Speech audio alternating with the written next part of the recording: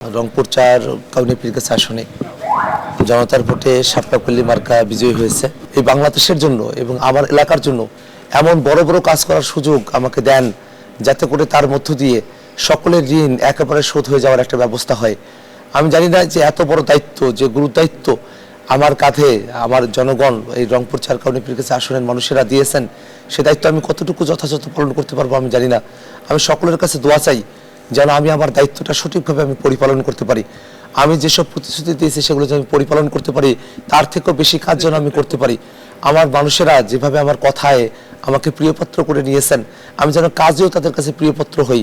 যে মানুষেরা আমাকে এতটা বিশ্বাস করেছেন, আমি দোয়া করি আল্লাহ যেন আমাকে চিরকাল সে বিশ্বাস ধরে রাখার মতো আমাকে সেই যোগ্যতা, দক্ষতা এবং সেই ধরনের পরিবেশ সুযোগ আমাকে আল্লাহ রাব্বুল আলামিন দান করেন। আমি সকলের কাছে কৃতজ্ঞ।